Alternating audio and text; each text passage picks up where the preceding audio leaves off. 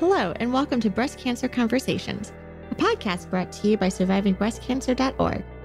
I am Laura Carfing, breast cancer survivor and founder of survivingbreastcancer.org, a nonprofit organization providing community, education, and resources to empower those diagnosed with breast cancer and their caregivers from day one and beyond. It's so great to be with all of you today. For those of you joining us for the first time, welcome. Be sure to subscribe to our podcast on iTunes, Spotify, or wherever you download your content. And please be sure to follow us on social media at Breast Cancer Conversations. For those of you who tune in each week, it's great to have you back. I feel compelled to provide you with as much information, support, and resources as I can through our show, interviews, and my own personal experience with breast cancer. The interviews and connecting with all of you, our listeners and audience, is the fun part.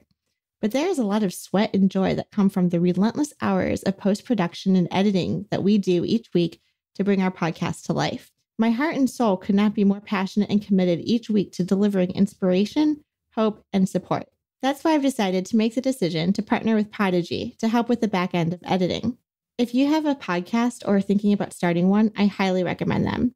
They are super easy to work with, they provide great advice and customer support, and they offer our listeners 25% off your first month when you mention our podcast, Breast Cancer Conversations. We know cancer takes a village, and I'm glad to have Podigy part of our support team. Hi, everyone. I am so excited for today's conversation. We are speaking with Cathy Leman, founder and owner of Damn Mad About Breast Cancer. Damn Mad About Breast Cancer provides nutrition, fitness, and wellness information and resources for women newly diagnosed, in post-treatment, in survivorship, or living with metastatic breast cancer. Damn Mad About Breast Cancer guides women in adopting realistic, practical, and sustainable lifestyle habits to evaluate health, optimize healing, and potentially reduce the risk of reoccurrence. Cathy Leman is a registered dietitian, nutrition therapist, NSCA certified personal trainer, and breast cancer survivor. Welcome to the conversation.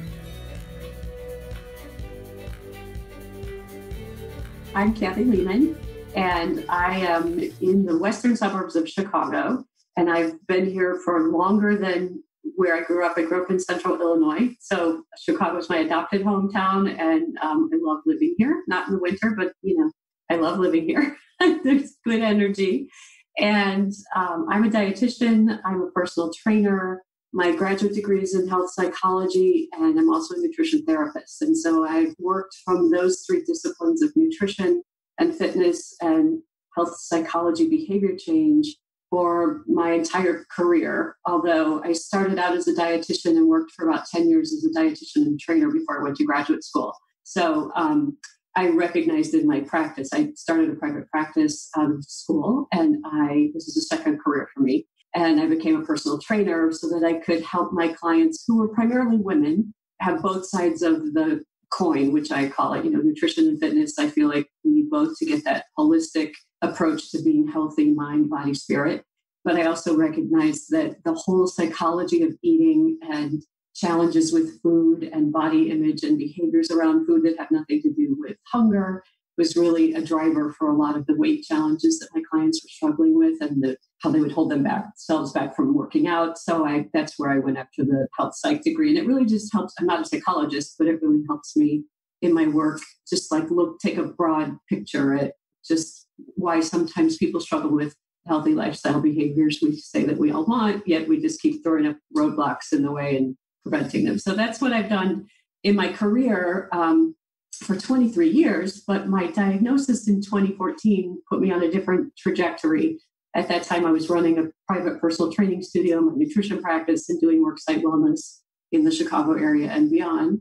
And I continued to do that for a few years. But I recognized I really wanted to use my professional expertise, blend it with my personal experience of breast cancer to help the breast cancer community. And that's where I'm still turning the ship in that direction. But, clarity comes from actually getting out there and doing things and being in the community. And so I'm really excited about where things are going in 2020. So that's the short version. Yeah, no, that's amazing. I feel like once you get diagnosed with breast cancer, I talk to so many women where it's a turning point or a pivot for a variety of reasons. Similar, like if you get married or have children or have this big life event happen to you, it really puts in perspective, life is short and, there's really, it helps us prioritize, I think, right? And figure out how we can give back and utilize, in your case, like your education and experience with health, nutrition, psychology, wellness, and now adapt that to your own personal experience, having gone through a breast cancer diagnosis. So I'm super excited to dive right in. I feel like a lot of us, when we've been diagnosed with breast cancer, kind of struggle with the health side, the diet, the nutrition, even the exercise, because you're going through treatment and you're feeling fatigued, you're feeling tired. And these are all natural side effects of what we're going through. There's also the mental capacity of a cancer diagnosis hitting you and that taking a toll. And at least in my personal experience, made me even more exhausted, just kind of dealing with the stress of losing my hair, going through chemotherapy. I was also given a variety of steroids to be on. And that allowed me to, I say it allowed me to gain weight. It caused me to gain weight. And I had this uncontrollable hunger also while I was going through some of my treatments, which I think is a misnomer when people hear that you have breast cancer or just any cancer and you're going to go through chemotherapy. I think we all kind of picture the losing weight, not having a big diet, and kind of the frail cancer patient type of image in our heads. And I'm noticing, at least with hormonally driven ER positive or progesterone positive breast cancer, that people are on hormonal therapies, hormones become imbalanced, you're on a very strong treatment regimen, it could potentially cause you to gain weight. You're potentially thrown into medical menopause or going through menopause, and then your body is changing. So we're dealing with a whole bunch of external factors that have wreaked havoc on our body. And I struggle with it post my own diagnosis. And I talk to a lot of women and, it's kind of, how do we navigate this? I think the psychology is a really important point too, where cancer aside, we're stress eaters or nervous eaters. Are we really hungry? We know we should not be eating the Doritos and chips and salsa and choose the veggies and hummus and all this great stuff. So I'm just excited to have this conversation with you, having someone to relate to, not just about diet and nutrition, but who has been there through a breast cancer diagnosis and can understand some of those struggles as well. Yeah. Oh my gosh, Laura, we could talk for days about this. You just brought up you hit so many points that, we should just jump in, I guess. Yeah. That's what I love about these conversations. I mean, it's really just free flowing and educational, and it gives both of us opportunities to share what we've gone through with breast cancer, the treatments that we were on, and kind of the new life. I'm not sure if I've mentioned to you previously in our conversations, you may have known this, but I was a vegan prior to breast cancer. And prior to being a vegan, I was a vegetarian since I was 16 years old. So health, nutrition, cutting out meats and dairy and different products were just part of my lifestyle. I was a runner, an active yogi. I was happy. Things were going great. And at the age of 34, I got diagnosed with breast cancer that ended up just being a sporadic diagnosis. There was no family history. And I was viscerally angry because I was I'm healthy. I eat the organic. I spent all this money at Whole Foods to eat these great organic products. What happened? How did I get breast cancer? And after getting over it and accepting that I had this diagnosis, I actually kind of went to the other end of, if I was this healthy before, why even try? And I think that's a natural grieving process or part of that acceptance process. And now being 3 years post-diagnosis, I'm now trying to rein things back in, knowing that my body is not what it used to be. And I'm on letrozole and a Lupron shot that has definitely wreaked havoc with my life post-cancer life and all of these things. So I'm personally trying to figure out what that diet and nutrition and exercise regimen looks like, knowing that there's limitations post-surgery. I'm not as strong, can't do push-ups anymore. This, it's crazy. So I'm going to stop talking there. I'm not sure if you just want to dive in and what concerns do you see, or what challenges do you see when you're working with your clients and patients about struggling and kind of getting on track? Where does someone even begin? Thank you for all of that, because that's all just such good runway for me I could launch a million planes just on those. Oh, absolutely. So let me just back up a little bit. So my diagnosis, like yours, was hormonally driven. So no family history.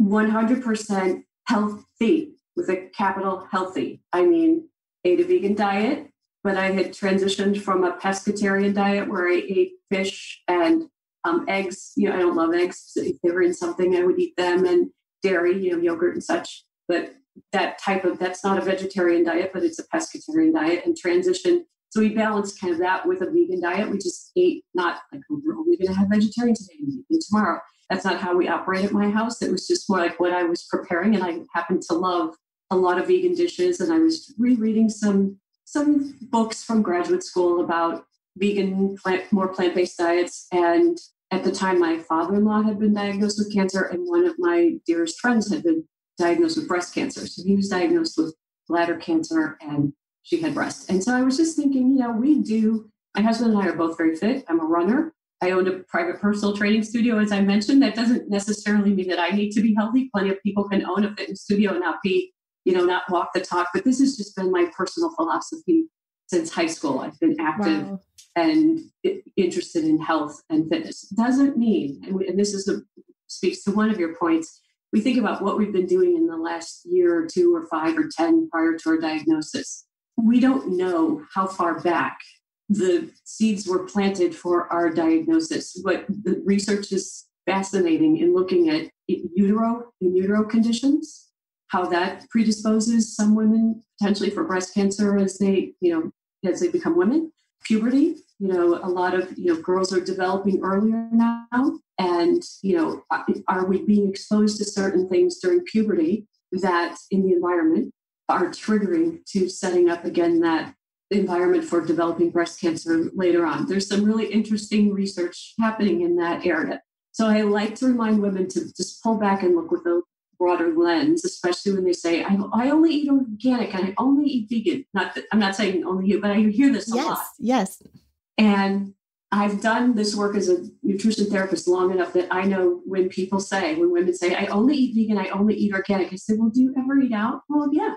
Do you ever travel? Well, yeah. Do you only eat organic and vegan when you travel? Probably not. So every bite we put in our mouths is not what we think it is. Right. We tend to overestimate how healthily we eat and how active we are, when in reality, if I followed you or anyone else around and said, what is that you're eating? Well, are you working out today? No, you didn't work out yesterday? Okay, that's fine. But those are 2 days you weren't active. And so that's not a criticism. It's just an observation that I like to share with women so they can stay grounded in reality. We didn't cause our breast cancer.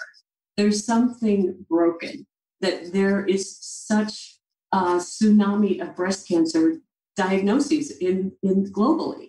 And speaking to how angry you were, that is why my blog and the platform that I work from is called Damn Mad About Breast Cancer, is because I was furious. And I had just run the Chicago Half Marathon 7 weeks before my diagnosis. I had just been hiking in Breckenridge, Colorado, like mega day-long hikes that were grueling. And then I was still training for my upcoming half marathon. I was super fit, super healthy.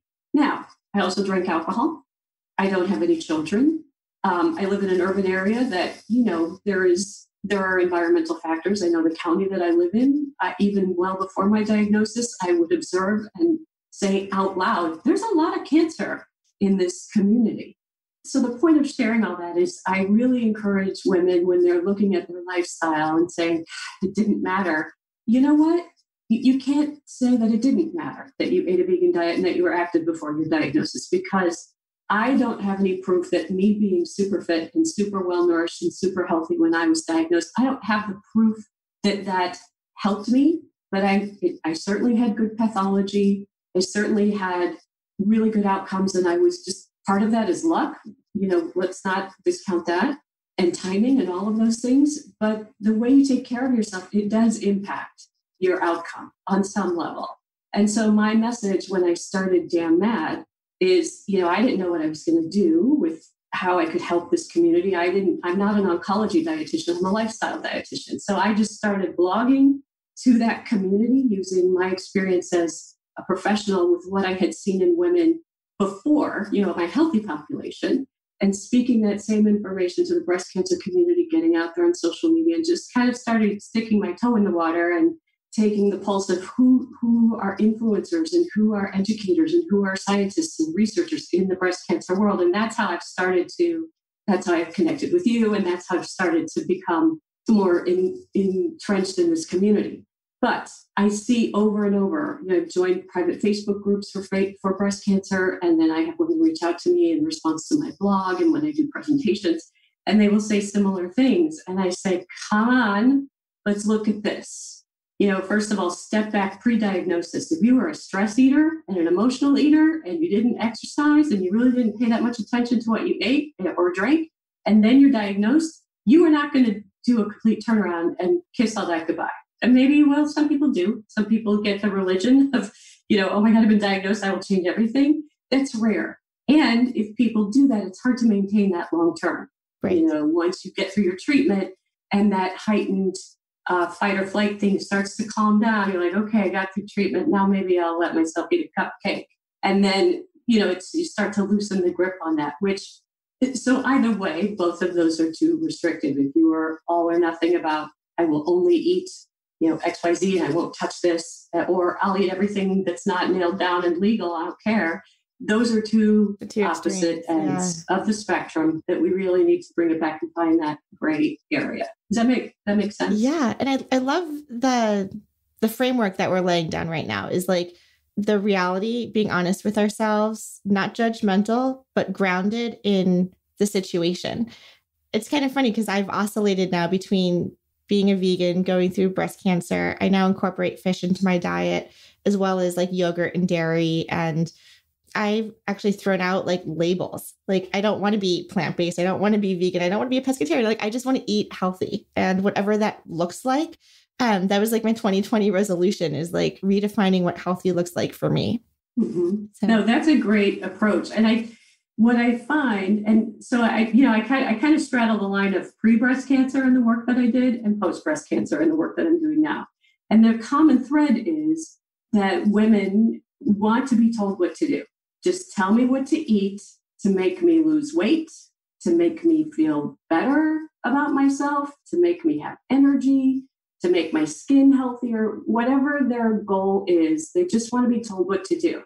Now, if I were helping them start a business and I said, here's your marketing plan, let's start with this, that works. When it comes to lifestyle behaviors, nutrition and diet, which are two different things, by the way, and we can talk about that, but nutrition, diet, food, fitness, exercise, wellness, well-being, self-care, stress management, all those things, as a professional, I have professional recommendations and guidelines that the research supports. My job, as I've always seen it, is to take those recommendations and guidelines and work with someone individually to help them form them into a way that supports their real life, right? I mean, what's the use of having nutrition guidelines for breast cancer if you can't implement them because they feel too restrictive, or they feel you have to be too perfect, or you don't like to cook, or for a million different reasons, right? So it's really taking that and massaging it so that it works for you. And so that's why that's one reason why there is no do this and then you will lose the weight from your chemotherapy. Secondly, nutrition is a science. And I say this often, it's a science, it is not an opinion. Someone saying, I don't drink any plant-based milk with gums in the ingredient because gums are bad. Well, that's their opinion. That is not science. Gums come from a variety, not that we need to talk about that, but I'm just using this as an example. Some gums are natural, right? And then they are approved, called generally recognized as safe for use in the food supply. If you don't want those in your plant-based milk, don't buy plant-based milk with gums. But also do not be saying to your followers and online, gums are bad, because you can't back that up with science and evidence-based information. So me as a professional, I would say, okay, these are the types of gums. These are used here's where you'll find them. Here's what they do. Here's what they're made from. Make your own decision. What if you live in some part of the country where you want to drink almond milk and you don't want to make your own, which is always an option. But if you don't want to do that, you want to buy it, and you can't get a brand that doesn't have gums in it, but you feel like that would help you because you have a dairy allergy, right? Or lactose intolerance. Exactly. What are you going to do? So you've got to, so that's another piece of the puzzle. And the third piece is we don't have specific guidelines that say, if you do this, this will keep your breast cancer from recurring. If you eat that, that will prevent you from ever getting breast cancer in the first place. Because I always tell people, if I knew that, believe me, I would be the first to know, and I would be telling everybody, and I wouldn't be having this conversation with you because I would know that. The research for nutrition and diet is very long-term. I mean, you have to start with you at birth and feed you and record everything you've eaten and follow you until you're 34 years old and you had your diagnosis and say, well, could it have been the Doritos at that slumber party when you were 14? Maybe that, let's look. Did the genetic level, did it trip, did it change the DNA of that cell?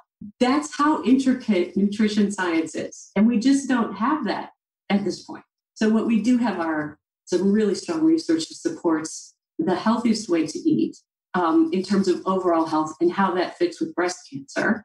And so that's where I work with people, is to just step back and say, look, there is no one way yet. And if we had it, I would love to share it. And I am confident and excited about, in time, we will have precision nutrition recommendations and almost like prescription. Wow. So okay. If you think about breast cancer as a metabolic disease, which it is, and there are many different types of breast cancer. So maybe someone who is triple negative and postmenopausal versus someone who is triple negative and premenopausal versus someone who is premenopausal and hormonally positive, maybe you need 3 different approaches to dietary protocol.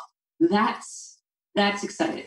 I was going to ask nirvana. Actually, like, how unique are the recommendations for health and nutrition? I'm not sure. It's almost like Mythbusters, like in my mind, because I don't have this background.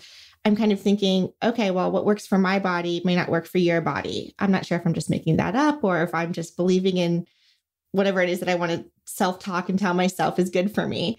And then also, to your point about evidence-based nutrition, I do feel like there's a dearth of information and a whole bunch of opinions out there post-breast cancer diagnosis of what we should be eating to feel like we have control, and like control around not having a recurrence. And we want to be as healthy as possible. We want to feel like we are making a difference in addition to the chemotherapies. Like, we're meeting the doctors halfway, right? Like, you do your work in the oncology space and I'll do my work at home through exercise and nutrition and diet.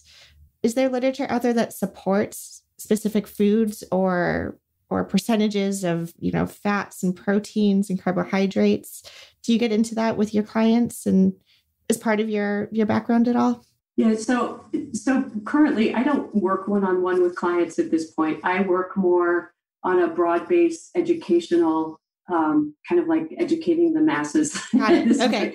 But I have something exciting coming up we can talk about too.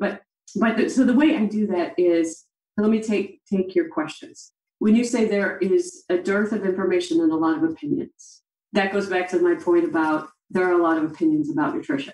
So the number one thing to look at is, where are you getting your information as a breast cancer patient? And I find that very confusing for women who don't have a science background or a nutrition background. How would you know if something is credible or not? You don't spend your days, nor were you trained to comb through research and say, well, what are these outcomes? Is this a legitimate study? You don't know that. I mean, and why should you? So it's, first of all, looking at the source. Is it a credible source that you're getting information from, or is it your best friend on Facebook who shared something that she's like, oh, this is what my friend said you should do for your breast cancer? Right. No, just don't do that, whatever it is. I'm pretty sure you can just skip that. So look where the information is coming from. Secondly, science is ongoing, even in the world of nutrition. What we know today could change 6 months, a year, 5 years from now. People who are not trained in science find that maddening, and it pisses them off, quite frankly. Can I curse? Oh, yeah. No, absolutely. Okay, it pisses them off because they're like, well, you told me I wasn't supposed to eat soy. Right. Now you're telling me I can't eat soy. What is it? Mm-hmm. And they yell at me. I'm like, I am just the messenger. I am just translating the information for you. But here's the thing. It's exciting to us in the field because new research means we're making progress in fine-tuning how certain foods or food groups fit into this puzzle we're trying to solve.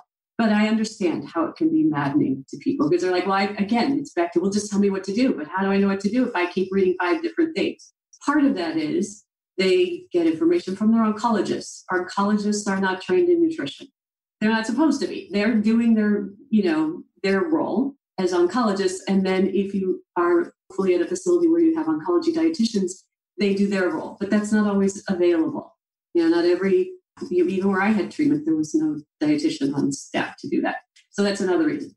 And then your other question about does food work the same way for each of us? I think is kind of what your question was. Yeah, right. Right now, what we look at is there's a really interesting dividing line between postmenopausal and premenopausal, and looking at how recommendations are, how do they translate from one to the other? Hormonally driven, our bodies as women, hormones are impacted by so many things, and hormones are part of the whole, insulin is a hormone, and they're all part of the whole digestive system and the metabolic system.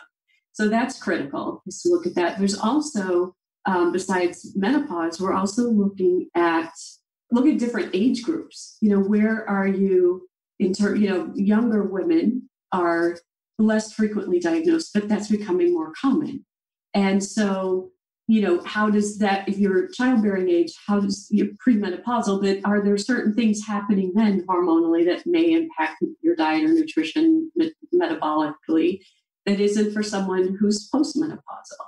And then again, between all the different types of breast cancer, that's critical. And then there's also between initial diagnosis and recurrence. So when I talk to people, I talk about, look, my goal is can we reduce the number instead of 1 in 8, which is an increase of breast cancer diagnosis from 30, 40 years ago, by the way, instead of 1 in 8, could we make it 1 in 80 or 1 in 800? What would that look like? And could we achieve that through lifestyle?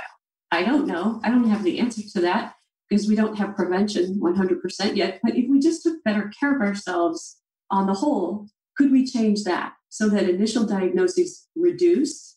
And then looking at recurrence, what are some of the things that we can do to potentially reduce our risk of recurrence? Again, we don't have 100% answers. But, when I initially thought about doing this work in the breast cancer community, I'm really interested in something called prehab. Maybe you're familiar with that. It's called prehabilitation, like rehab with a P in front of it. Okay. So at the moment you're diagnosed, how can you set up your body to be the environment that is really supportive of getting through and coming through treatment with good outcomes and less collateral damage?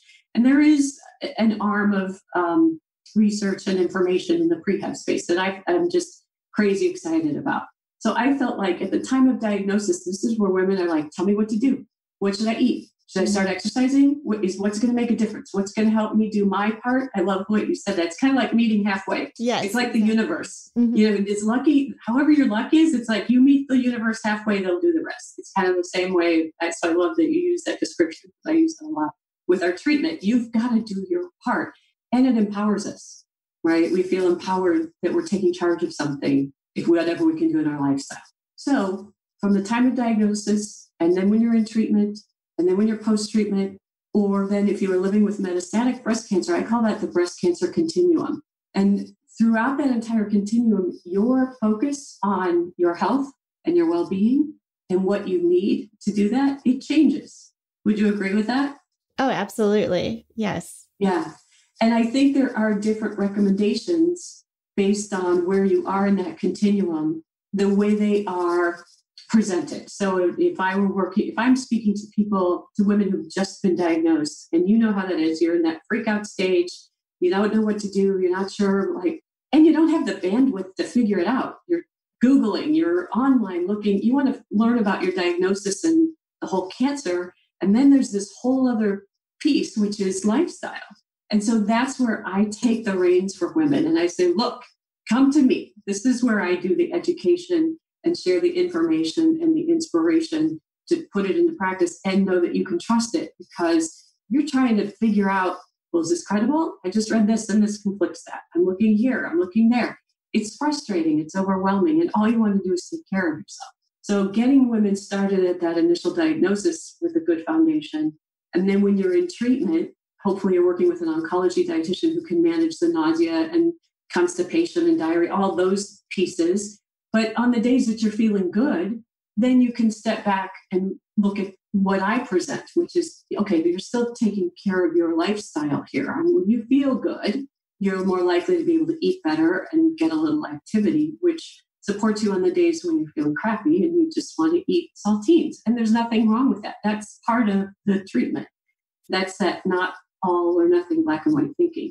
And then when you move into survivorship, although, there's a definition at the minute you're diagnosed, you're considered a survivor. And that's what our I number use. one Absolutely. goal right? From the moment of diagnosis, survival is that's our goal. So, but when you move into post-treatment survivorship, Exactly. which is what I call it, then you're like, okay, now what do I do? How do I continue on and live a life that is robust and resilient using lifestyle behaviors that can support me? Because at that point, you've got to look at cardiovascular health, diabetes, hypertension, all those chronic diseases that come with aging that if we don't pay attention can sneak up on us. So that's when I recommend women take a broad view and say, look, if you are eating for breast health, you're eating for your best health overall. And that's really the goal. We're at a higher risk for cardiovascular disease as breast cancer survivors as a result of treatment. And then maybe you're in post-treatment survivorship, but you're taking, like you are, medication. I took aromatase inhibitors for 5 years. I took exemestane. I just finished a month ago. Congratulations. That's a big deal. Is a huge deal. Huge deal. Yes, congratulations. You're still, it's kind of like you're still in treatment when you're taking the medication. So you don't feel like you've completely finished until you take that last pill, at least for me. And so that brings within its own compilation of challenges, right? Sure. And then, like I said, if you're living with metastatic breast cancer, that's a whole nother part of that continuum. You're in treatment for life, but that doesn't mean you can't be living a resilient life, with behaviors that you bring in. So that was kind of a long answer to your question, but it had so many pieces that I felt like I needed to touch on to give a bigger picture. Yeah, no, I really appreciate that. And I love the concept of the continuum. I think that's something we can hold on to and be caring of ourselves as we're navigating these various phases and stages of the breast cancer space. So I love that. You mentioned that's exactly what it is. It's that breast cancer experience. What we have stages that we're diagnosed at, but what stage are you in that? I don't like the word journey, so I don't use that. But in that experience, where are you along that continuum of the experience? So, Oh, you'll have to meet next time I'm in Chicago. We'll have to do a get together. Another one of our friends in the Chicago area, she wrote on our blog not too long ago that please don't call it a journey. I'll have to share the link with you. She's like, a journey was when I drove across country. Like my diagnosis is not a journey. It's not a journey. It's not a fight. It's not a pink sisterhood, but those are my opinions. Of course. Yeah. But Yeah, no, I always ask you, like, what's the language you're most comfortable with? Like, don't be offended if I use one term and it's not, it's too easy. We have much bigger things to be worried about. We do. I want to go back to your comment that you made earlier about the difference between nutrition and diet. So I would how do we define it? What does that mean? I know I personally use them almost interchangeably. Please enlighten me. Yeah, sure. So nutrition, this is the science. Okay. This is how your body uses, metabolizes, digests food. There are phases of nutrition. There is the digestion. There is assimilation, where your body is using the nutrients to rebuild. There is elimination, when your body is excreting everything you've eaten the day before. And there is, because what nutrition is you are taking in food, and then essentially it's those are building blocks. So every food that you put into your body is made up of proteins or fats or carbohydrate or alcohol, which is, it's not a nutrient that gives nutrient value, but all of those are building blocks. And your body, some food is a combination of those. Something is maybe more carbohydrate, small amount of fat. Something may be all carbohydrate, no protein. Regardless, your body has to take those building blocks, break down the building blocks, and then reuse them to give you energy and to support your immune system and your brain function, and to keep your heart rate steady and your blood pressure steady, and help you eliminate properly for digestion and feed your gut so that you have healthy gut microbiota. That's the nutrition side of it. Okay, that's the science and how that works at the cellular level. Mm-hmm. And that's where the science of breast cancer nutrition is so fascinating, to me as a dietitian is that's where we learn how nutrition works. Like when you eat, let's say red grapes, okay? It's a fruit. It is carbohydrate, but it's natural sugar. It's not added, man-made, manufactured sugar. It's natural occurring sugar. It's supposed to be. That's not a bad thing. But also packaged with that is fiber. And there are different types of fiber. There's resistant starch in some foods. There is fiber that adds to bulk in the stool. There is fiber that is more gummy and it helps pull, connects to like cholesterol, pulls cholesterol out of the body. So there's fiber and there are different types of that and how it works. There are antioxidants. There are phytochemicals. So the synergy of everything that's in that one red grape and how that works in your body at the cellular level. What do those antioxidants do to the cell? Does it support it? Does it give it health? Does it support a healthy environment, or is it damaging at the cellular level? That's nutrition.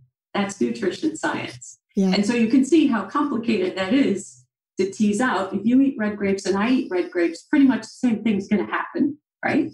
But does your body have a reaction to resveratrol, which is a polyphenol in red grapes that my body does not? I don't know. Maybe my metabolic pathway doesn't work optimally when I'm trying to use that resveratrol, but yours does. So you can see how that's such fine-tuning minutia, and that's what we don't have yet. But that's nutrition. And then diet is what you eat. You said you ate a vegetarian diet. Mm-hmm. And then you ate a diet where you didn't care what you ate. And now you're trying to find your way back. Exactly. And I said, I ate a vegan diet. I still do. So, someone is a meat-loving diet. Those are types of diets, or they can be diets that are prescriptive, like we as dietitians do.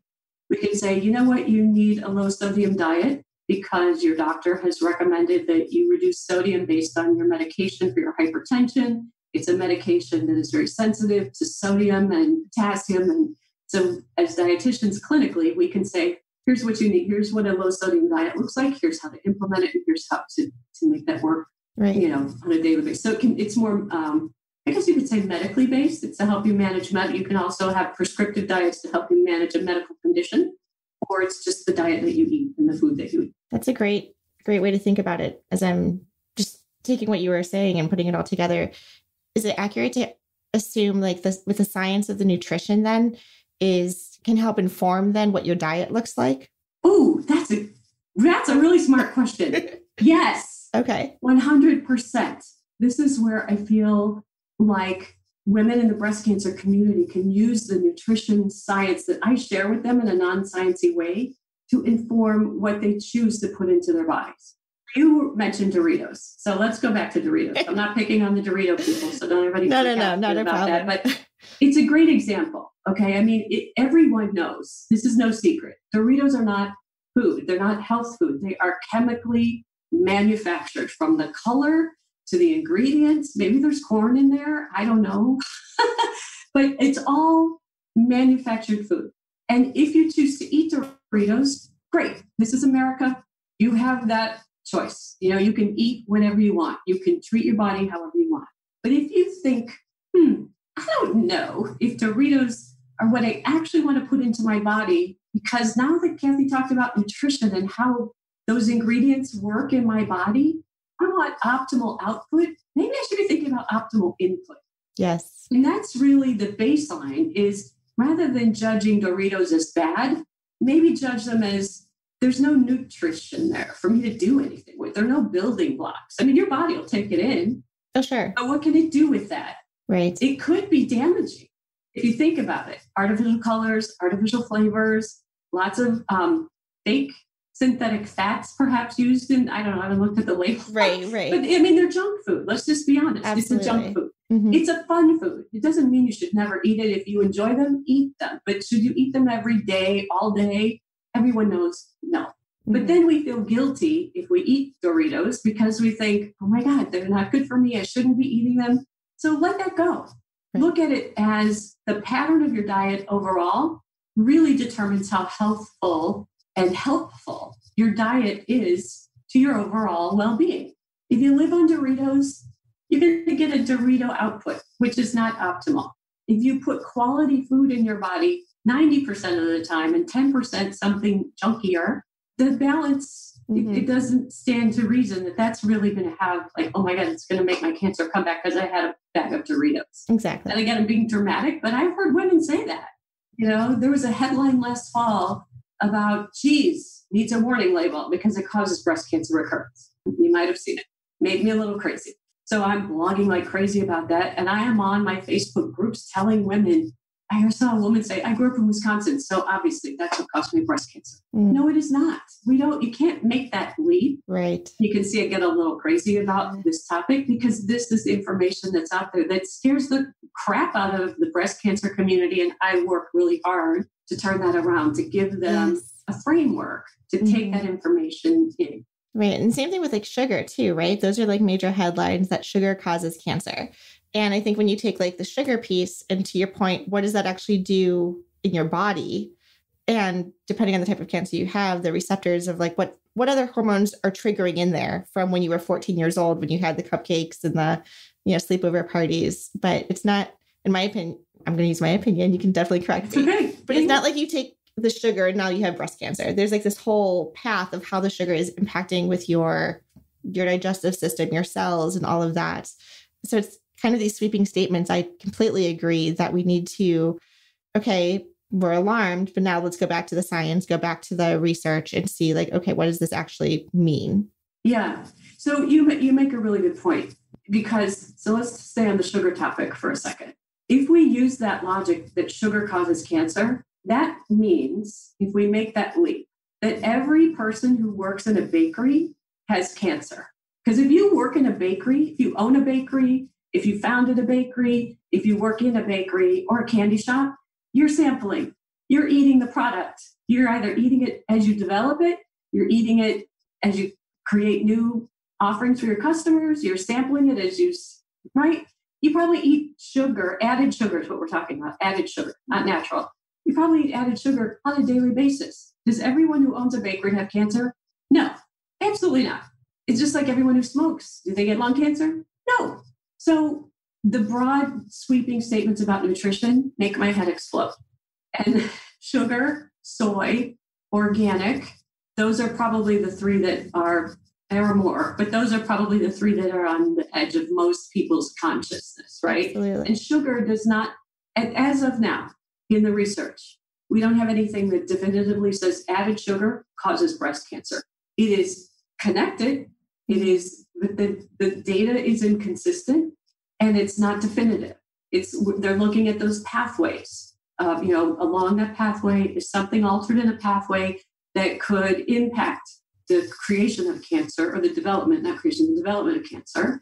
And also, is there a quantity? Is it a certain amount of sugar, of added sugar? Is there a frequency of added sugar? So there's no cause and effect. There is a connection. We just don't have the distinctive answer yet. And to your point also about, well, let me just say this. In America, we are overfed and undernourished. Yes. Does that make sense? Absolutely. Yes, 100%. All you need to do is go back and look at movies filmed in the 70s, sitcoms, movies, Soul Train. Look at Soul Train in the 70s, if you even know what that is. I don't even know if you know what that is. And just the obesity rates now compared to then, just visually with your own eyeballs, you can see it. It's staggering. So I'm not saying that as a criticism. I'm saying that as an observation of where our nation has gone. And obesity is a crisis around the world, particularly here in this country. And so if you're overfed and undernourished, you're likely, our portions are larger. Junk food is very, very cheap and it is very, very available. And just think about, I really, again, I'm kind of like a broken record, but I try to say it in a number of different ways so it makes an impression, is if before breast cancer, you were someone who kind of lived on food for convenience rather than quality. And again, I don't know everyone's situation. Sometimes people have to rely on takeout and drive-through. I get it. I'm not judging.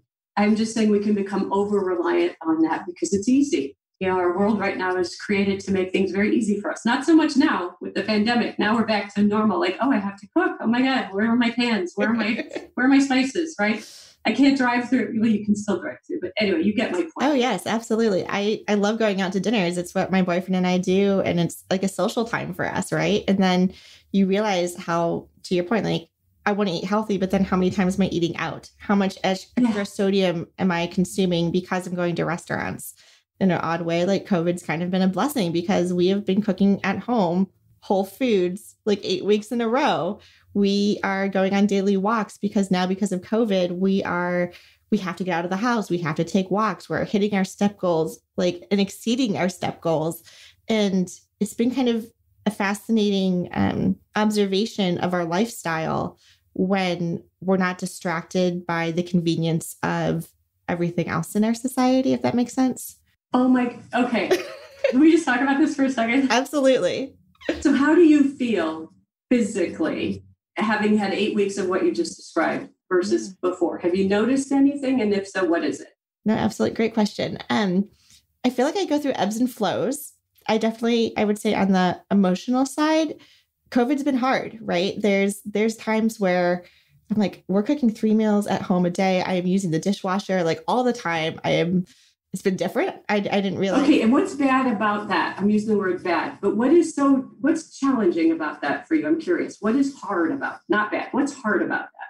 Well, I can tell you, like, I miss looking through menus, right? I miss someone bringing food to me. It's time consuming. You have to figure out what you have in your kitchen. Right now we're ordering through like Peapod and Amazon through Whole Foods. And I don't always have the products I would like for my veggie stir fry or the seasonings that I would like. So I just got Kalamata olives the other day and I'm like, oh my God, this is such a luxury. Or like the avocado that arrived. And, so we're definitely eating simpler, but what's been challenging is, okay, what's the combinations of foods? What are we having for breakfast, lunch, and dinner? What are our menus going to look like when we place our online order for like the upcoming weeks?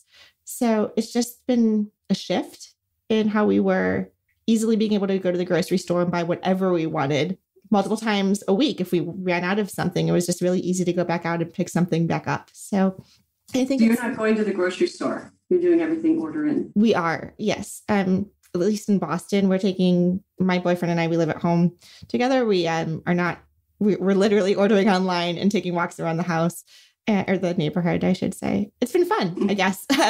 But I miss that. I miss having that level of control of, I want to go out and buy X, Y, and Z.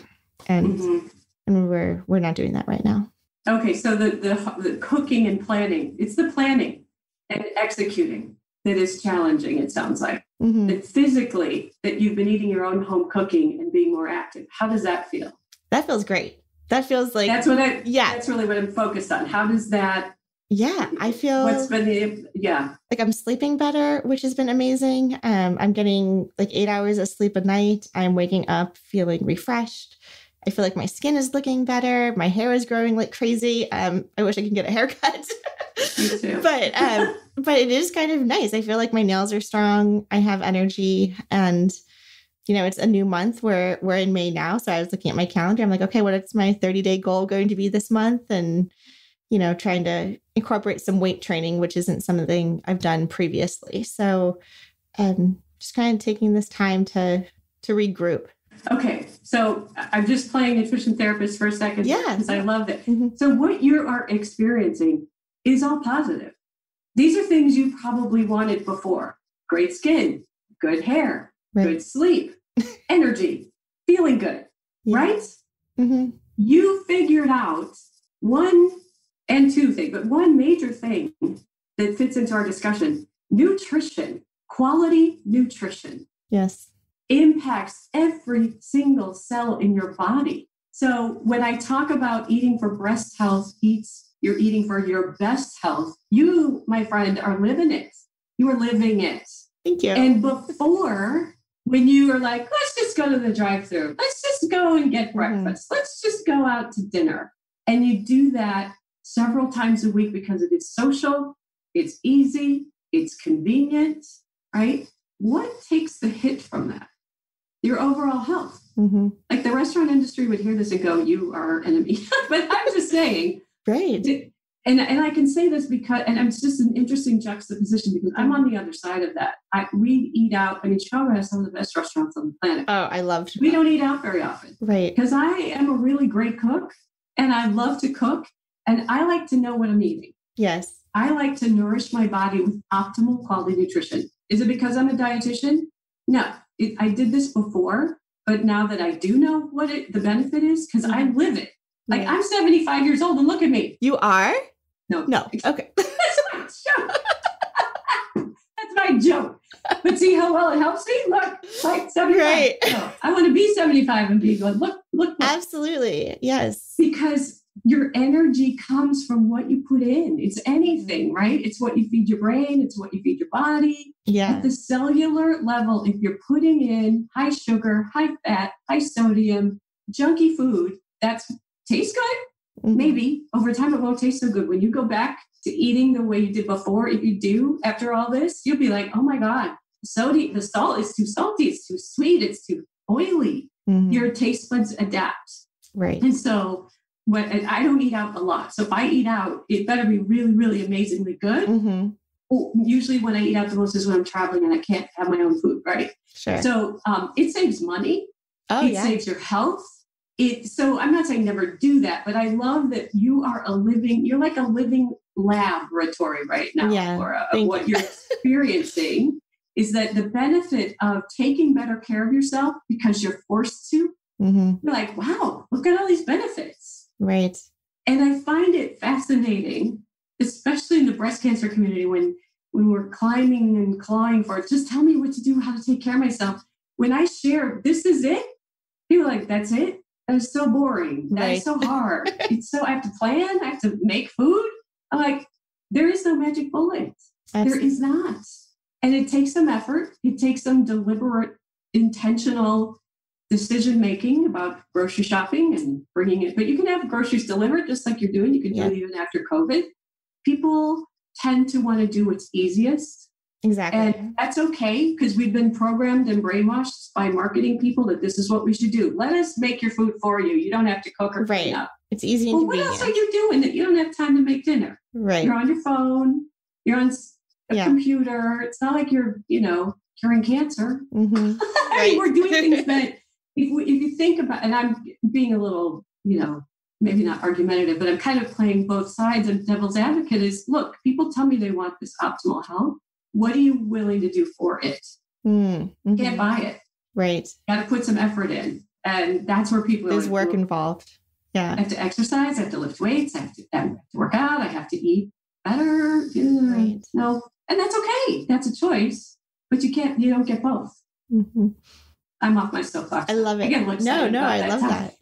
But does that make sense? It completely makes sense. And I would love if we could shift a little bit into like the psychology then of this nutrition piece. So what I am noticing, and I just got into like the psychology around like lifestyle. And I don't know what recommendations you might have, but someone was telling me, Laura, write down and start journaling your emotions around why you are craving like a glass of wine tonight or why you're craving those like salty junk foody type things. And really trying to understand, is it because I'm hungry or because I'm stressed or what's the psychology around it? So I've been journaling about food, which sounds a little weird, but I'm doing it. I'm trying it. I'm giving it a try. And the other technique that I started to notice also during this COVID experience is to your point of, I think, what did you say that I loved? Oh, overfed and undernourished. So the overfed and the portion sizes and control of, we're always taught, clean your plates, don't waste food, just from like growing up. And I don't know if it was like religious or just, there's people out there starving, so you have to eat everything on your plate. And if you're giving yourself these large portions, you're overeating. And even during this period, I'm like, you know what? I'm actually not that hungry right now. Or let me push this away. Like I've had enough and I don't need to finish my plate. Maybe I'll save it for lunch tomorrow because I don't want to cook again, and I'm noticing these different behaviors that I'm just kind of morphing through over these last couple of weeks that, I would wake up, I would have breakfast and I would, head to the office and go to work. And I'm like, well, I woke up, I would love some green tea, maybe some lemon water, and maybe an hour later I'll have breakfast because that's when my body actually has the hunger cravings versus it's breakfast time. I know I have to eat. Does that make sense? So just being a little bit more in tune with like hunger signs and my own body's reaction to that optimal health idea. We get in such habits, and habits are positive. They could be good things, but they can also be detrimental too. If we always are in this habit of like breakfast, lunch, dinner, we finish our plates, we don't waste and whatnot. So the final piece of the psychology that I'm working through with diets is every week writing myself a letter. So on Sunday night, I'll write a letter that I read on Friday night to congratulate myself for what I've done during the week. And it's kind of this idea of putting, like already saying to myself, Laura, you did great. You did 3 workouts this week. You hit your step goal and, you tried a new recipe or whatever it was that I was set my intention on Sunday. Write it down. I have a letter. I put it in my bathroom so I see it every day to remind myself and motivate me that like I want to get to Friday. I want to open up that letter and I want to feel very proud of myself for what I did. And that's been really helpful also, I think, in terms of the psychology around just lifestyle, food, diet, that sort. So I wanted to share some of that. Oh, that's great. Yeah. Okay. So can we talk about that? Absolutely. Yes. Okay. So I love, that's great. So what you're doing is you're setting an intention, which you could also call it a goal, but I like to call it intention because goals can feel really, there's a lot of pressure with setting a weekly goal. Yes. It's the same thing. It's just you're saying it in a different way. Your brain registers it differently. So you set your intention and you are writing that letter from your future self. Mm-hmm. So you're working backwards. You're like, well, let's re-engineer this backwards. Exactly. To see how my week can play out. Because some people, they are internally driven. They're called, there's a great book by Gretchen Rubin, and it is called The 4 Tendencies. And do you know Gretchen Rubin? She wrote about the Happiness Project. Oh, okay. Yeah. Yeah, Gretchen Rubin. Okay. So she wrote a book called The 4 Tendencies. And I love this book because it really describes the way people approach their health behaviors or their habits, any habit, whatever it is. And so she gives 4 different names to these. If I had known we were going to talk about this, I would have pulled it out and refreshed. But I know upholder and rebel are 2 opposite ends. A rebel is someone who's like, I don't care if this is good for me. It doesn't matter. I'm going to do what I want any day, anytime, all the time. Forget everything you're saying.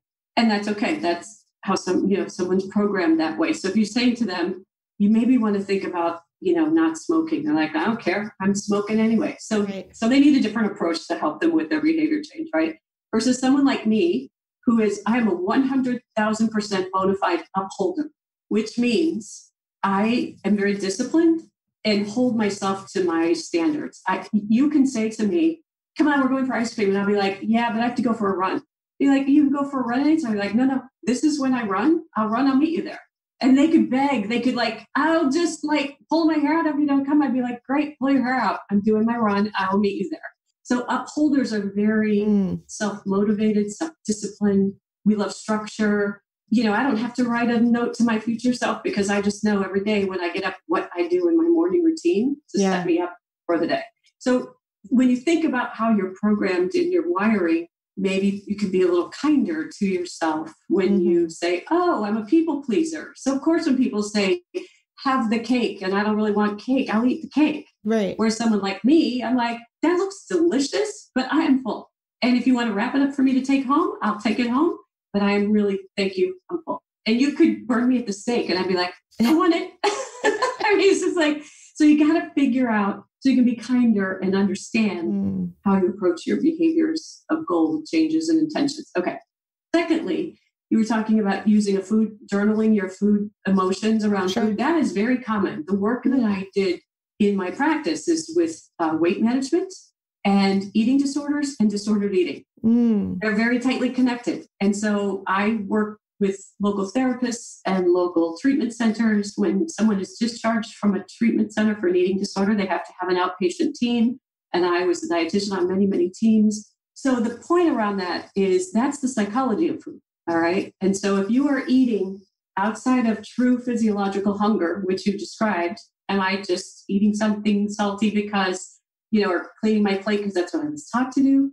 That is a disconnect from your true physiological hunger, which is just as normal as needing to go to the bathroom. So let's say you and I are out shopping. So just stick with me on the bathroom. Sure. Let's say we're shopping. And I say to you, all right, we just had that big old cup of coffee. I have to run to the bathroom. You're like, okay, I'm good. I'll wait for you. So I go and I come out. 10 minutes later, I'm like, okay, I have to go pee again because clearly it was more coffee than you'd be like, okay, go, right? What if I said, I have to go to the bathroom, but I'm not ready to go to the bathroom, so I'm not going to go. I'm just going to keep shopping. And then 10 minutes later, I'm like, I really have to go, but I'm not going to go. I'm going to keep shopping. And you were saying, what do you mean you have to go to the bathroom? You just went 10 minutes ago. How could you possibly need to go? Hold on. That's a physiological response. You can no more ignore your body telling you have to use the bathroom. Just because it's not time, you can't ignore it. It won't go away. Right. Same thing with hunger. If you just ate a full meal, but you find yourself in the pantry looking for cookies or ice cream in the freezer or whatever, and you're like, that is not true physiological hunger, right? You are responding to something that is more emotionally driven. It is more thought driven. It could be a habit that every time you finish a meal, regardless of the size, you need cookies because it's a habit when you were a kid. And maybe it makes you feel better. Right. It makes you feel comforted. It makes you feel calm. So that's disconnecting from the true physiological message. Your brain is saying, no, but Laura, you're full. You're like, I know, but I still want the chocolate chip cookie. So that's a decision. Yeah. Okay. But you're not really listening to your physiological message. So to your point, it's a disconnect from our hunger cues. We get really good at ignoring. You said, I'm finding I'm not finishing my plate, pushing it away. I'm saving it. I can eat it tomorrow. All of which is true. But if we ignore that and say, I'm going to finish the plate because it's in front of me, or you go to a restaurant and they bring this much pasta and you're like, that's a platter for a family of 4 in the 70s. And now you're like, I'm going to eat all of it because it's in front of me. You're disconnected from what your body's telling you. So when your body says, I'm full, do we stop? Not always. And that's okay. Sometimes you just need another bite. Or sometimes, when I finish dinner, I usually like something sweet. I'll have whatever I have for sweet, but that tells my brain, okay, the meal is done. But is it every night after dinner? Not always. Sometimes I don't want it. It's really tuning in and listening. Am I full? And am I satisfied? Yes. Yeah. Those are 2 different things. You can get full eating a dump truck full of baby carrots. You'd be very full. But you would still want the chocolate chip cookie. And you're like, but that was not what I wanted. So it's really paying attention to the cues. And I think being at home and cooking and having more time in your schedule, like you said, you got up and you would have your tea and your lemon water. You're like, I'm not really hungry yet. That's listening. That's tuning in. And then when you say an hour later, you're not craving. An hour later, your body's like, hello, Laura, it's time to feed me. I haven't eaten since last night. You're like, okay, now I'm hungry. Right, exactly. So it's really listening and connecting to that. That's really what will help you figure out as you're journaling about food. Like if you journal, I had chocolate chip cookies because I had such a stressful day and I just wanted the cookies. That's not about hunger. That's about emotional hunger, which also needs to be fed in some way. Sure. And so if you can feed it with a walk or texting a friend or going for a workout or whatever, anything other than food, that emotion will work its way through without using the food to soothe or distract or comfort or. Right. Does that make sense? Yeah, absolutely. And I think, not that I'm endorsing like the ice cream example or anything either, but, I think a lot of times too, we use language around like, well, I deserve it, right? Like I had like a hard day at work, or even like if I did my workouts 5 days this week, I get to Friday and I'm like, well, I deserve, X, Y, and Z.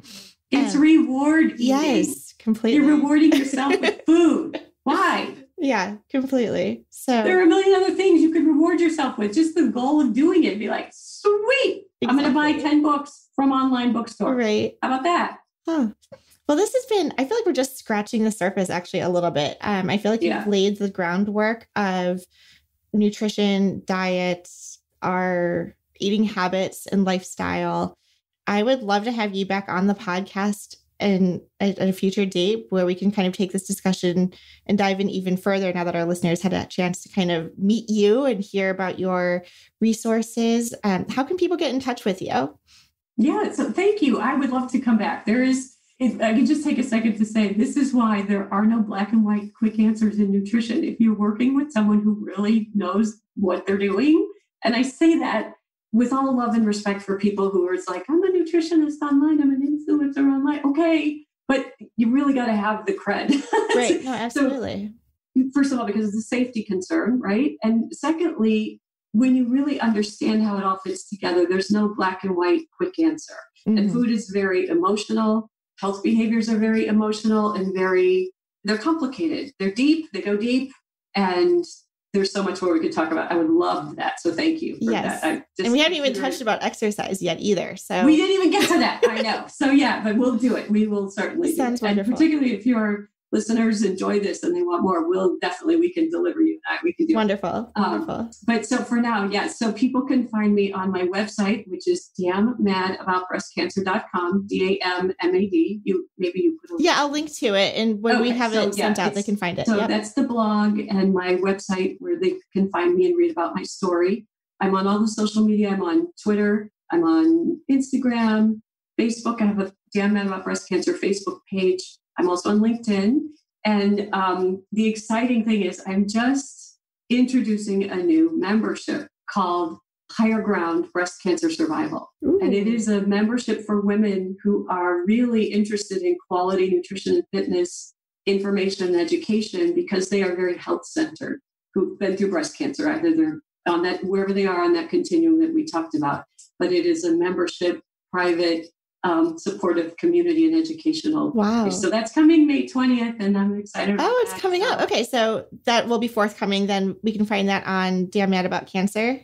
That's not out on the website yet, but if people go to my website and subscribe to my newsletter information that comes out every week, that's where that information will be. Awesome. I'm going to make sure I do that. I'm like super. That, so I'm interested. I'm going to make sure I follow. Great. We can talk about it. Yeah. So thank you so much, Laura, for having me. This has been great. And see, I just am getting warmed up. We could talk about it. Oh, no, I feel the same way too. And there's so much to cover. Yes. Well, I really appreciate it. Thank you so much. I feel like I have like my list of notes here of things I want to look up and go back to. So thank you so much for taking the time to dive into diet and nutrition with us. And as it relates to not just breast cancer, but lifestyle as a whole, it's been really educational. I really appreciate you taking the time. Thank you. Right. You're welcome. Well, I will follow up with you and we'll get like another date on the books and keep me posted on your membership and everything. And we'll chat soon. I'll see you online for sure. Yeah. Thanks, Laura. All right. Thanks. Bye. Thank you all for tuning in and listening to today's episode. We release episodes each week, typically on Mondays. If you have a topic idea or would like to be a guest on our show, please contact me at laura@survivingbreastcancer.org. We love hearing from you. Please remember that the content here should not be taken as medical advice. The content here is for informational purposes only, and because each person is so unique, please consult your healthcare professional for any medical questions. Views and opinions expressed in our podcast and website are our own and do not represent that of our workplaces. While we make every effort to ensure that the information we are sharing is accurate, we welcome any comments, suggestions, or corrections. In no way does listening, reading, emailing, or interacting on social media with our content establish a doctor-patient relationship. Until next time, keep on thriving.